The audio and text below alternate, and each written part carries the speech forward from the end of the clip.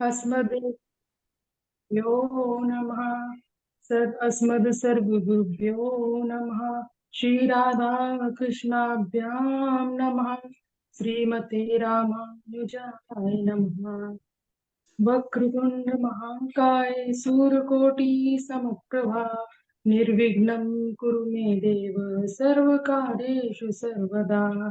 नारायण नमस्कृत नरं चैव नरोत्तम देवी सरस्वतीं व्यासं ततो जयमुदीरयेत्। जय तु देवी देवकी नन्दनोऽयं जय तु कृष्णो विष्णु वंश प्रदीपः। जय तु पृथ्वी भारनाशो मुकुन्दः। कृष्ण तुदीय पद पंकज पंजरांतम अध्याय में विशतु मानस राजहंसा प्राण प्रयाण समय कपवात पित्ते कंठावरोधन विदो स्मरणं कुतस्ते। कर्पूर गौरम करुणावतारम संसार सारम भुजगेन्द्रहारम सदा वसंतम हृदयारविंदे भवम भवानी सहितं नमामि। रामाय रामभद्राय रामचंद्राय वेदसे रघुनाथाय नाथाय सीताय पते नमांजनानंदनं वीरं जानकी शोकनाशनं कपीशमक्षहन्तारं वन्दे लंका भयंकरम्। भक्ति भक्ति भगवंत गुरु चतुर नाम बपु एक इनके पद वंदन किए नासत विघ्न अनेक।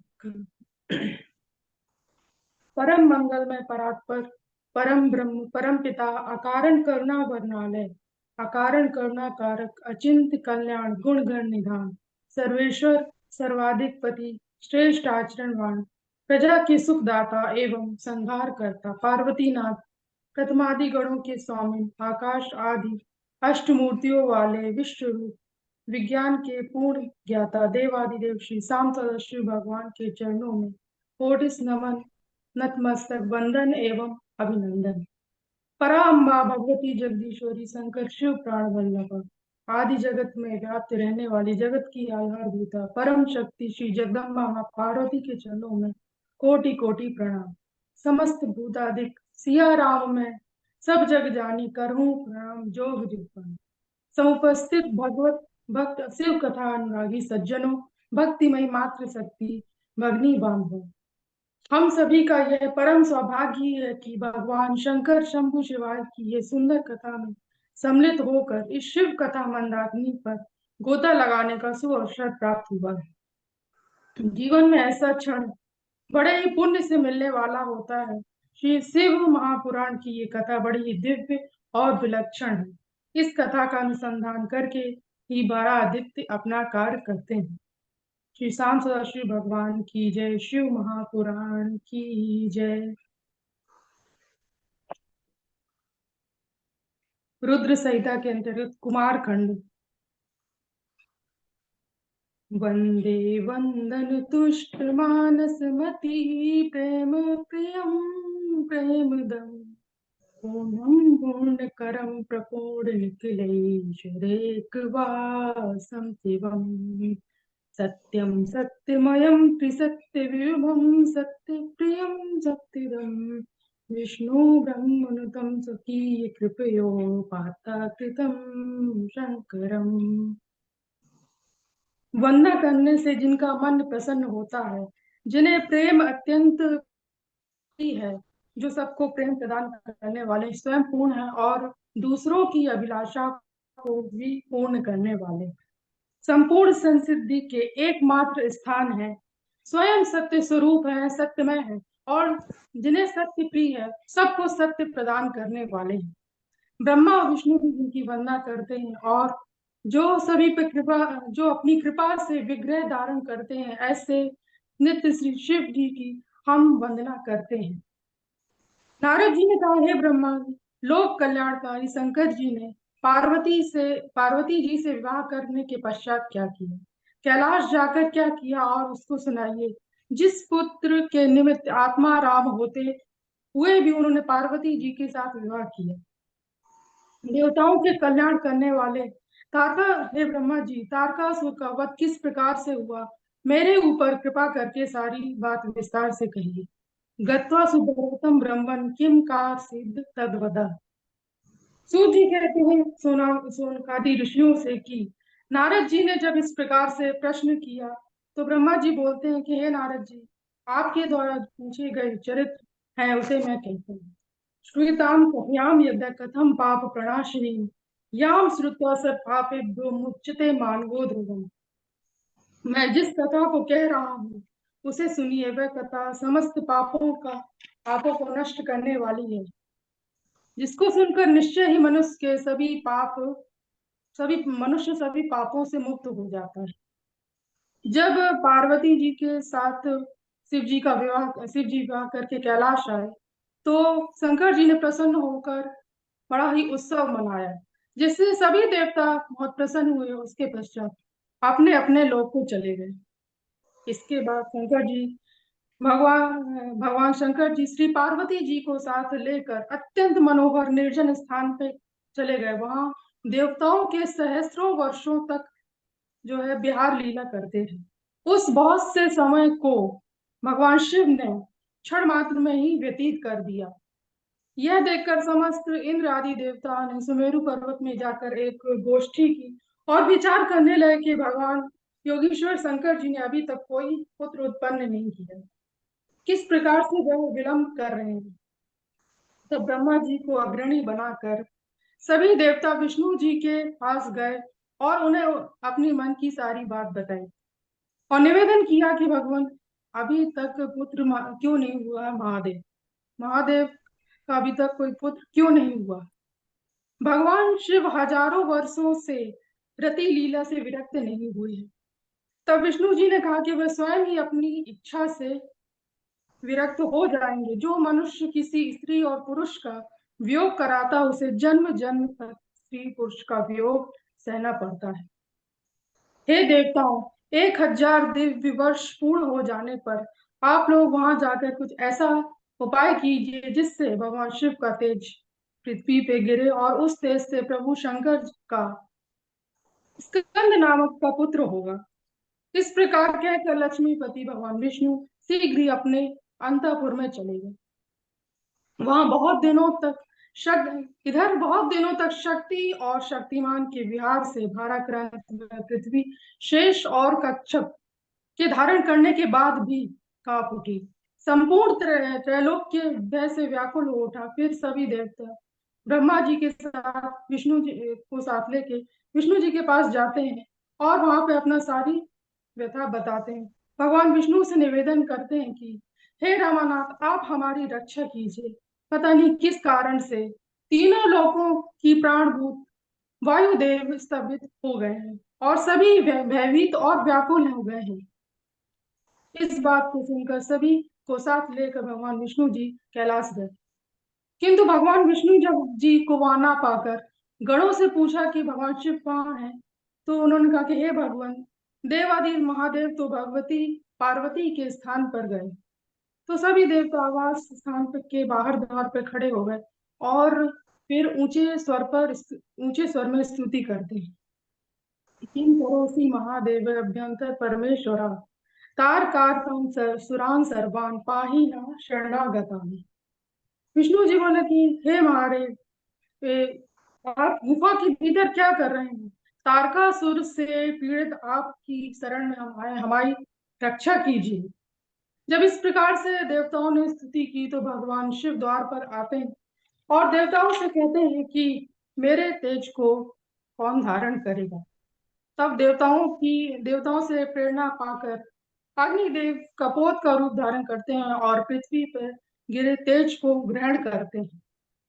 उसी समय शिव के आगमन में विलंब होने के कारण माँ भगवती वहां आती है और जब उन्होंने संपूर्ण वृत्तांत जाना, तो वह बहुत क्रोधित होती है।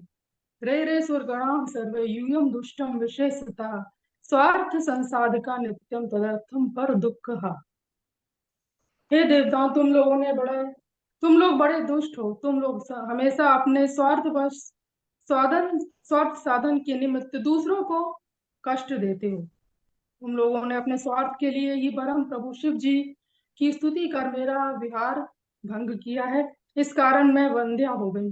मेरे विरोध से तुम देवताओं को कभी सुख प्राप्त नहीं होगा। और देवी ने सभी को श्राप दिया, आज से सब देवताओं की स्त्रियां बंध्या हो जाएं और विरोध करने वाले सभी देवता दुखी रहें।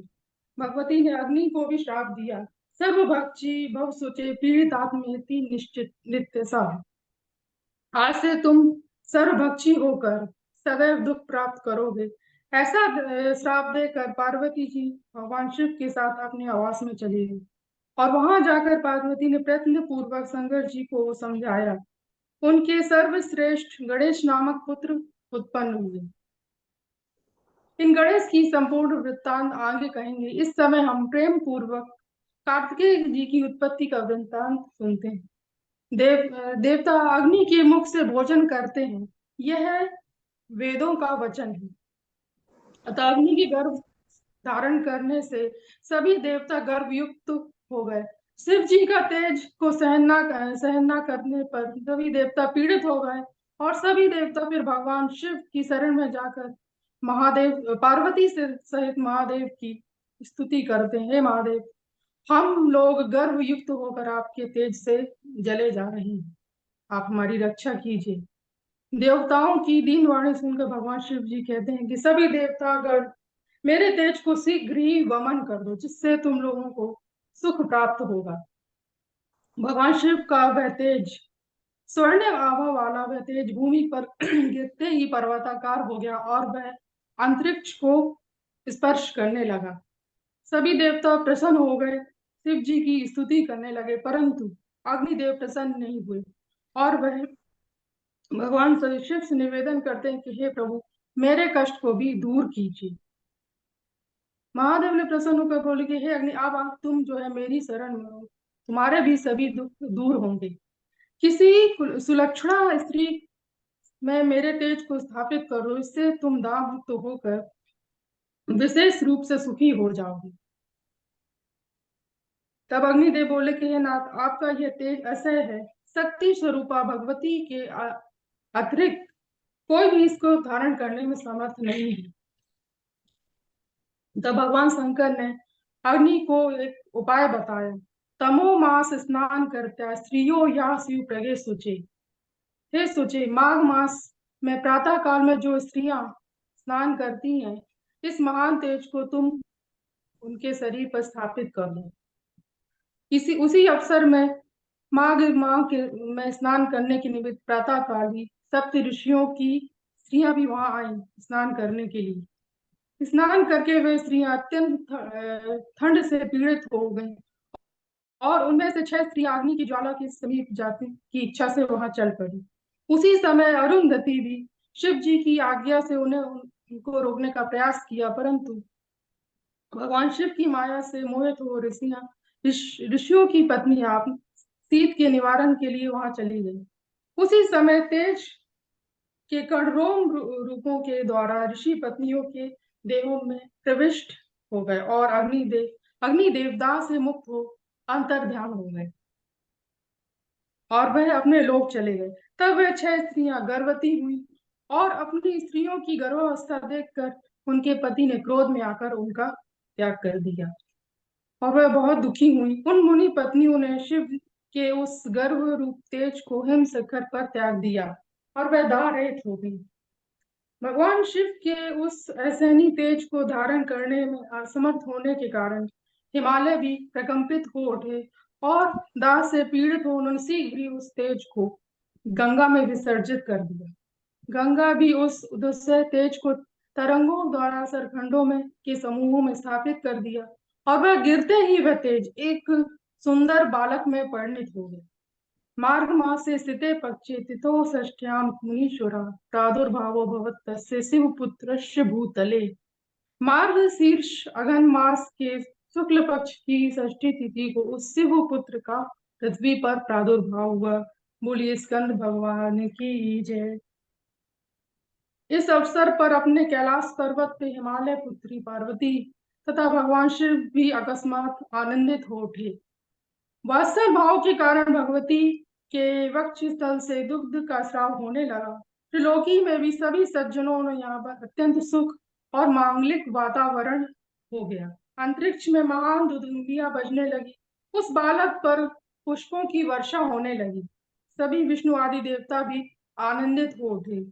तब ब्रह्मा जी ने नारद जी से कहा, आगे का वृत्तांत कहा। हे नारद, उस समय भगवान की इच्छा से महाप्रतापी विश्वामित्र स्वेच्छा से घूमते घूमते वहां आ पहुंचे और उस तेजस्वी बालक के अलौकिक तेज को देखकर वह कृतार्थ हो गए।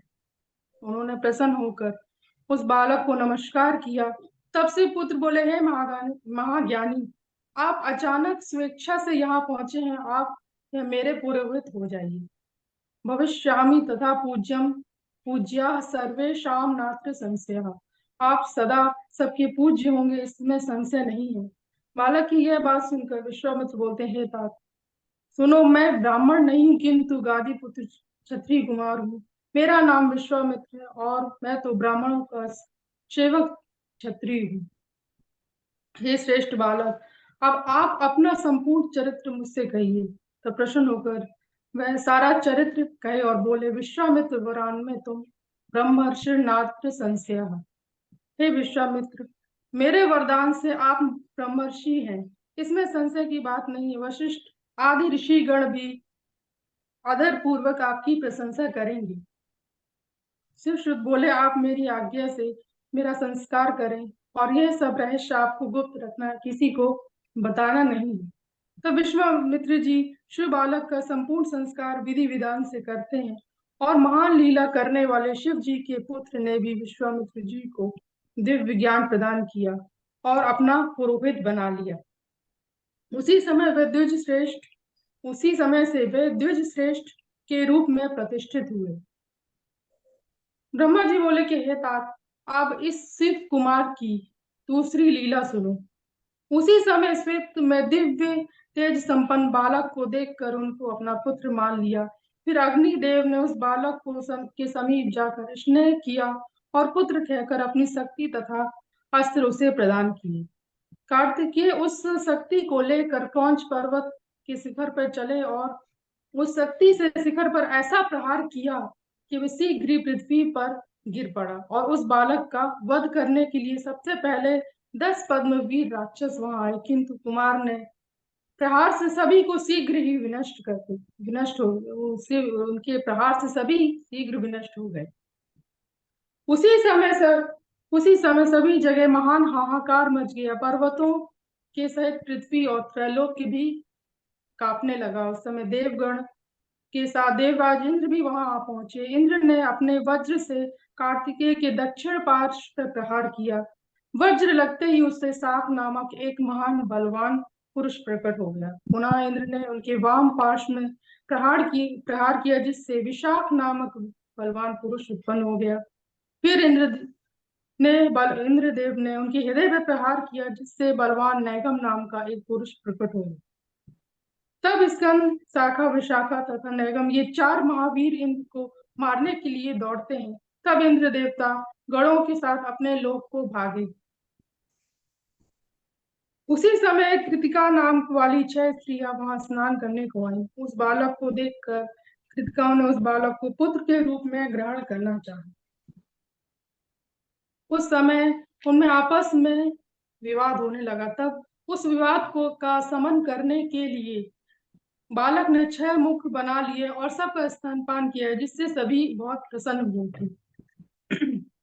बालक को लेकर अपने लोक में चली गई। वे प्राणों से भी अधिक उनको प्रेम करती थी। कभी भी आंखों से ओट ना करती। जो पोषण करता है उसी का वह पुत्र होता है। इस प्रकार जब बहुत समय व्यतीत हो गया और तो पार्वती जी ने उस बालक का कुछ पता ना चला। भगवान शंभु से पूछती कि हे देव, आप मेरे पुण्य कर्मों से ही मुझे प्राप्त हुए हैं, कृपया यह बताइए कि आपका वह तेज कहाँ गया जो पृथ्वी पर गिरा था। पार्वती की ये वचन सुनकर जगदीश्वर ने देवताओं को और मुनियों को बुलाकर पूछा कि हे देवताओं को, मेरा अमोघ तेज कहाँ है, उसको किसने छुपाया, शीघ्र ही पता लगाओ। तभी सभी देवता डर गए और पता लगाने के लिए एक एक बात उन्होंने जैसा जैसा हुआ था सब बता, किस प्रकार से वे कृतिकाओं के द्वारा पालित हुए। उसका पता पाकर शिव जी बहुत प्रसन्न हुए और उन्होंने ब्राह्मणों को बहुत सारी दक्षिणा दी। देवताओं, मुनियों एवं पर्वतों से प्रेरित होकर भगवान शिव ने अपने गणों दूतों को वहां भेजा जहां वह पुत्र उनका था।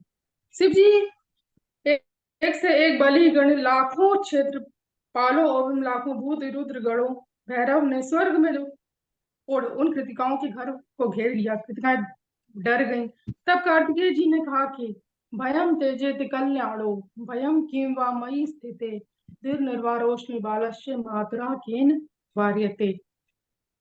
हे कल्याणकारिणी माताओं, आप लोग भयभीत न हो, मेरे रहते डरने की जरूरत नहीं है। माताओं, यद्यपि तो मैं बालक हूँ, पर मैं अजय हूँ। इस जगत में मुझे जीतने वाला कोई नहीं। उसी समय सेनापति नंदीश्वर कार्तिक जी के पास आकर बैठ गए और सारी घटना का वर्णन उन्होंने किया। हे तात, शिव जी ने तुम्हें मुझे खोजने के लिए भेजा है। अब तुम मेरे साथ पृथ्वी पर चलो। देवताओं सहित शिव जी तुम्हारा अभिषेक करेंगे। तारकासुर को मारने के लिए तुमको सभी प्रकार के अस्त्र प्रदान करेंगे। तुम शिव जी के शिव जी के पुत्र हो। ये कार्तिक कृतिकाएं आपको पुत्र के रूप में प्राप्त करने के लिए उसी प्रकार से असमर्थ है, जैसे नाग्निम गोप्तुम यथा सत्य शुष्क वृक्षा कोटरी। सूखा वृक्ष अपने कोटर में अग्नि को छिपाने में समर्थ नहीं होता। कार्तिकेय बोले कि हे भाई, जो त्रैलोक्य का ज्ञान है वह सब आपको पता है। आप मृत्युंजय भगवान सदाशिव के सेवक हैं, इसलिए आपकी जितनी प्रशंसा की जाए उतनी कम है। लेकिन ये सब कृतिकाएं ज्ञानवती हैं, योगनिया है और प्रकृति की कलाएं हैं। इन्होंने अपना दूध पिलाकर मुझे बड़ा किया, इसलिए मेरे ऊपर इनका निरंतर उपकार है। मैं इनका पोष्य पुत्र हूँ। मैं जिस प्रकृति के स्वामी के तेज से उत्पन्न हुआ हूँ, यह सब यह उसी प्रकृति की कलाएं हैं। आप मुझे लाने के लिए आए, इसलिए मैं आपके साथ चलूंगा, देवताओं का दर्शन करूंगा। फिर ये वह कृतिकाओं से आज्ञा लेकर शंकर जी के गणों के साथ चल दिए। कृतिकाएं बोलती हैं, विद्यास्मान कृपा सिंधु गच्छसि त्वं हि निर्दया, नायम धर्मो मात्र वर्गान पालितो यत् सुतस्तेजे। हे कृपा सिंधु, आप हम सबको छोड़कर इस प्रकार से निर्दयी होकर जा रहे हैं। क्या पुत्र का यही धर्म है कि जिन माताओं ने पालन पोषण किया उनका परित्याग करके वहां से चले जाएं? तब कार्तिकेय जी उनको आध्यात्मिक वचनों को समझाया तो और पार्षदों के साथ विमान में बैठकर अपने पिता के घर जाते हैं। वह विमान शीघ्र ही कैलाश पर्वत पर अक्षय वट के समीप पहुंचा। इधर देवताओं द्वारा कार्तिकेय के कैलाश पर आगमन का सुनकर भगवान शिव जी बहुत प्रसन्न हुए। उस समय शंख, भेरी आदि अनेक प्रकार के बाजे बजने लगे। महान उत्सव हुआ। कुमार शिव जी को प्रणाम करके उनकी गोद में बैठकर खेलने लगे। फिर भगवान शिव ने एक दिव्य सिंहासन पर बैठाकर सब तीर्थों से लाए हुए जलों को वेद मंत्रों से पवित्र करके 100 रत्नों के कलशों से उनका स्नान कराया। विष्णु जी ने रत्न सार निर्मित किरीट, कुंडल, मुकुट, बाजूबंद, वैजयंती माला और अपना चक्र प्रदान किया। शिव जी ने भी कुमार को शूल, पिनाक, परसा, शक्ति, पाशुपाश और परम विद्या दी। ब्रह्मा जी ने यज्ञोपवीत, वेद माता गायत्री जी ने कमंडलू ब्रह्मास्त्र, इंद्र ने अपना ऐरावत हाथी तथा वज्र प्रदान किया। वरुण ने श्वेत छत्र और रत्नमाला प्रदान किया। सूर्य ने मन के समान गमन करने वाला रथ और कवच दिया। यमराज ने दंड। या इस प्रकार सभी देवताओं ने नाना प्रकार के अस्त्र और उपाय दिए। पार्वती जी ने चिरंजीवी रहने का आशीर्वाद दिया। लक्ष्मी जी ने दिव्य संपदा और मनोहार दिया। सावित्री ने सभी सिद्धियां दी। इस प्रकार कुमार ने सब का स्वामित्व ग्रहण किया। बोलिए कुमार कार्तिकेय की जय। शाम सदा शिव भगवान की जय। शिव महापुराण की जय। आज जी जी, ठीक है। बोलिए सदाशिव भगवान की जय। बड़ा सुंदर वृत्तांत है ये शिव पुराण के अंतर्गत जो कुमार की लीला है। अभी सुष्मिता त्रिपाठी जी ने उन कुमार जी की लीला को बड़े ही सुंदर तरीके से प्रस्तुत किया है। ठाकुर जी कृपा आपके ऊपर सदैव बनी रहे। सभी प्रसन्न है जो सुन रहे थे। और बड़ा बढ़िया प्रसंग है ये कुमार जी का। ठीक है, अगला चरित्र गणेश चरित्र रहेगा आपका। जी।